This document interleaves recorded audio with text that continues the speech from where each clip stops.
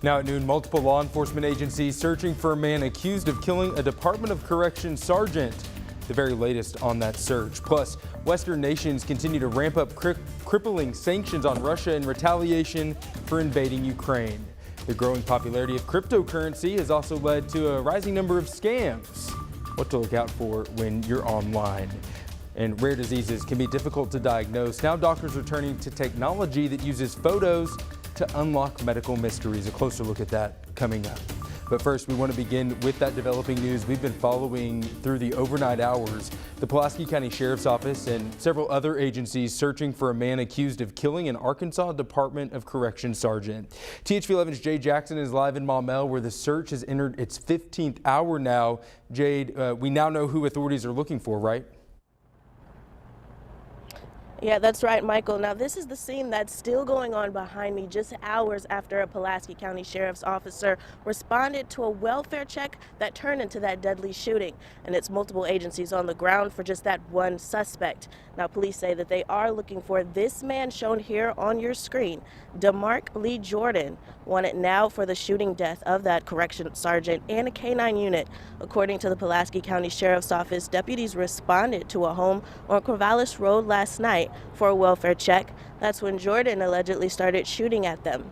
Authorities surrounded the home, but Jordan escaped. The ADC sergeant tracked him to a trailer on Overstreet. The sheriff's office says that's where Jordan shot the sergeant, who later died. You know, earlier this morning we tracked a suspect here to Overstreet, believed to be underneath a trailer. As we approached the trailer, shots were fired from underneath the trailer towards the officers. A correction officer was shot, and we had set a perimeter around till the SWAT team got there, and we've searched underneath the trailer, and we were unable to locate him. We're also waiting for the authorities to release more information about the Arkansas Department of Corrections officer that was killed. And out of an abundance of caution, the schools in the Maumelle area are on lockdown mode due to the incident. Now, lockdown mode means that no one can either enter or leave the school, but they're still continuing on with normal activities. Follow us here on THV 11 for the latest on the search. Reporting live here in Maumelle, Jade Jackson, THV 11 News. And the sheriff's office says that he could be driving a gray GMC Sierra. If you see that suspect, call police immediately. Meanwhile, a Shannon Hills man who police say shot at several cars early this morning is in custody. According to the Saline County Sheriff's Office, Shannon Hills police requested help with an active shooter situation around 6 o'clock this morning. Authorities tell us 41-year-old Stephen Lockwood was shooting at passing cars with an assault rifle.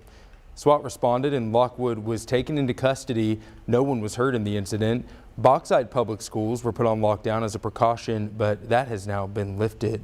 Little Rock police have identified the two people killed in a shooting over the weekend. Martina Edmondson and Eric Rounds were shot and killed early Saturday on Scotty Court near Canis and John Barrow Road. Police arrested the man you just saw, Mark Mosley, in connection to the shooting. He is currently being held without bond on 2 counts of capital murder.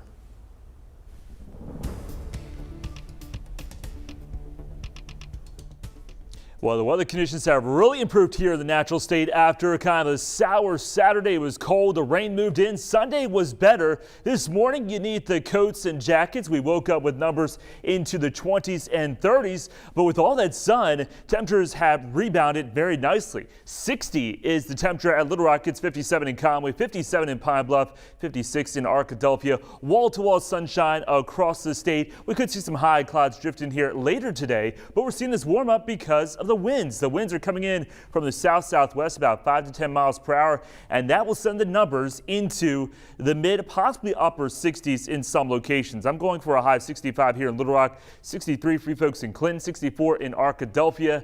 And like I said, we'll see those high clouds start to move in here later today. But going into March, it's going to enter as a lamb, and then going to the weekend, that's when the unsettled weather will be returning. Showers and storms are in the forecast, and I'll have more on that weekend potential wet weather coming up later.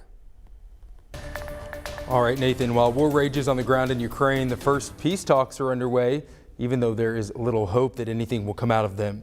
The Biden administration announced even more sanctions against Russia this morning. Skylar Henry reports from the White House. Ukrainian and Russian delegations met on Ukraine's border with Belarus Monday, the first direct talk since Russia's invasion began. The war on the ground continues.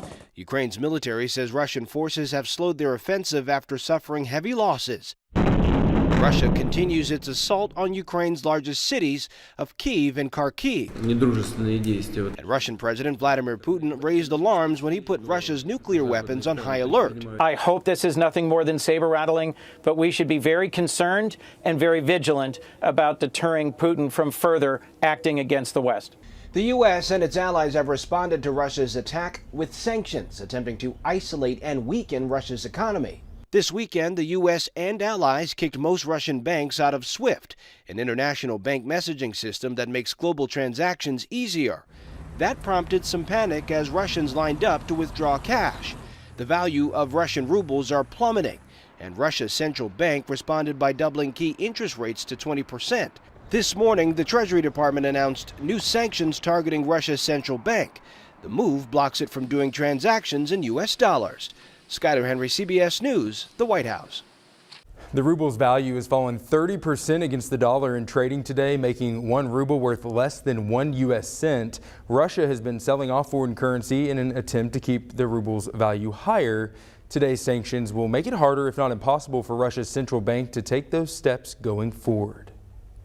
The UN estimates more than 500,000 people have already fled Ukraine looking for safety. Many of those coming to Poland are packing onto trains with only the possessions they can carry. Some people were standing for 3 days because they couldn't get a seat. Those who have made it out are hearing it's gotten more difficult to leave.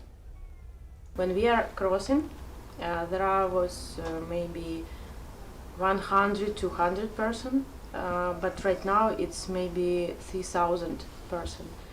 The European Union is preparing to grant Ukrainians who flee the war the right to stay and work for up to 3 years. It's also sending help to border countries to help with arrivals. Among the thousands fleeing the country, an Arkansas man and his fiancée. Chris Lowe left Arkansas a few years back to do missionary work in Ukraine.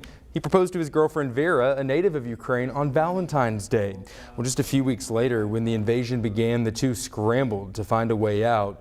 Lowe says they're in disbelief, as many of the cities that they once visited together are now under attack. The couple spoke to us safe from Poland after traveling for days to cross the border. We got to the border, and the line to get to the border was actually about 2 miles long.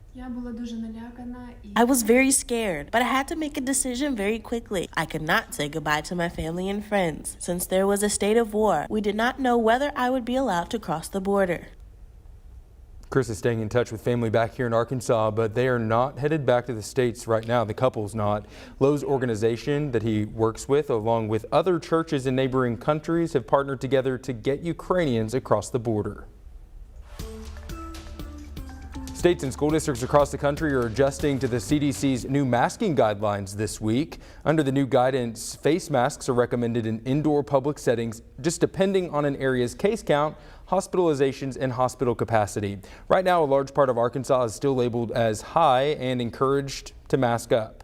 The updated recommendation is another signal that we're returning to a version of normal life after 2 years of this pandemic. Something that hasn't changed: mask mandates on planes, in airports, in trains, and other forms of public transportation. The mandate remains in effect until March 18th. It's unclear if it will be extended. On Sunday, state health officials reported more than 1,300 new COVID cases in Arkansas, along with 72 more deaths. It is important to note that these numbers are for a 2-day span, the entire weekend. Active cases have dropped below 10,000 for the first time since December. Hospitalizations also continue to decline. Now, a consumer alert for you this afternoon. The growing popularity of cryptocurrency has also led to a rising number of scams. One woman says she lost millions of dollars to someone she thought was a friend. Cheryl Fiondoka tells us what to look out for. He said his name was Jimmy, handsome, young, and in the U.S. alone. Last October, Cindy Tsai says he accidentally messaged her on WhatsApp. Are you Linda from the pet store? And I messaged back and said, wrong number.